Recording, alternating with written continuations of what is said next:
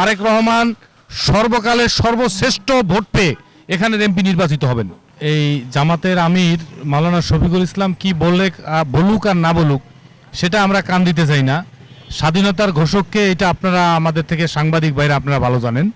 স্বাধীনতার ঘোষক ছোটবেলা থেকেই সেই শুনে আসছি শহীদ রাষ্ট্রপতি জিয়াউর রহমান। হয়তো জিয়াউর রহমানের মুখে আমরা শুনতে পারি না, আমাদের বাপ দাদারা যারা আমাদের চাচারা সবাই বলেছেন শহীদ রাষ্ট্রপতি জিয়াউর রহমান চট্টগ্রাম কালুরঘাট বেতার কেন্দ্র থেকে স্বাধীনতা ঘোষণা দিয়েছেন, এটাই শুনেছি।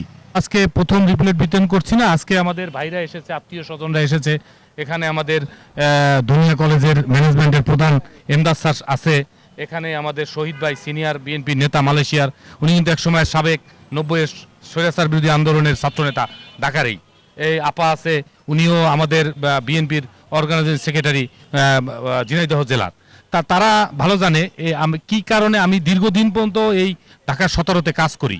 আমাদের ঢাকা 17-তের যে প্রধান সমন্বয়ক সালাম ভাইয়ের সাথে কাজ করেছি, নাজিমউদ্দিন আলম ভাইয়ের সাথে কাজ করেছি, আমাদের কৃষক দলের নেতারা, বিভিন্ন নেতারা, তাদের সাথে বিভিন্ন জায়গায় আমি গেছি আরও অনেকবার।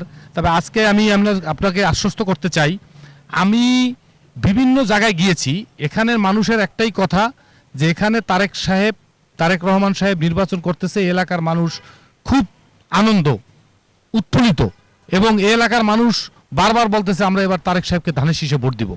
মানুষের একটাই কথা, গুলশান 17-তে তারেক রহমানকে ভোট দিলে তারেক রহমান এই গুলশান 17-র যে এই ডিপ্লোম্যাটিক জোন, এই জোনের এমপি হবে, এবং এইখানের এমপি হবে, এবং এখান থেকেই বাংলাদেশ সরকারের প্রধানমন্ত্রী হবে তিনি।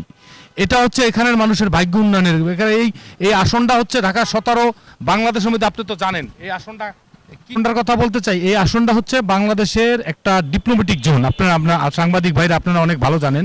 এই আসনটা হচ্ছে গুলশান বনালী ক্যান্টনমেন্ট ভাষণ থেকে। এখানে শিক্ষিত সমাজ বসবাস করে, এখানে তারা সচেতন, আমাদের থেকেও তারা বেশি সচেতন। তারা জানে যে তারেক রহমানের যে রাষ্ট্র মেরামতের 31 দফা কিভাবে বাস্তবায়ন হবে, এবং এখানের মানুষ কিন্তু অনেক সচেতন। এখানে কিন্তু আপনি জানেন না, তারেক রহমান সর্বকালের সর্বশ্রেষ্ঠ ভোট পেয়ে এখানের এমপি নির্বাচিত হবেন। এটা আমরা এই দেখি করাইল বস্তিতে বলেন, বিভিন্ন জায়গায় বাসানটেক বলেন, আমি সেদিন ক্যান্টনমেন্টে এক জায়গায় গিয়েছিলাম, সেখানেও দেখছি যে তারেক রহমানের পক্ষে ওখানে গণজোয়ার সৃষ্টি হয়েছে। এটা আমি দেখছি, কারণ আমি এখানে আরও কয়েক জায়গায় গিয়ে কাজ করছি।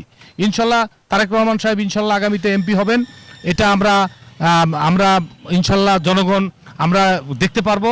ইনশাল্লাহ তারেক সাহেব আগামীতে এমপি হবেন এবং এলাকার মানুষের হাসি ফুটাবেন, এলাকার উন্নয়নের কাজ করবেন, এটাই আমাদের প্রত্যাশা।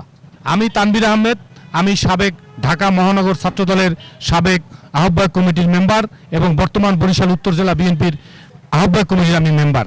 শ্রদ্ধাভাজন শিক্ষক আছে আমার, ওনার বাড়ি হচ্ছে বগুড়া, শহীদ রাষ্ট্রপতি জিয়াউর রহমানের এলাকায় বগুড়ার। উনি বগুড়ার মানুষ, উনি তারেক সাহেব বগুড়ার ছেলে, উনি তার শুনিয়া এখানে আসছে নির্বাচন করার জন্য। উনিও দীর্ঘদিন পর্যন্ত কাজ করতেছে ওখানে, তিনি একটু কথা বলবেন।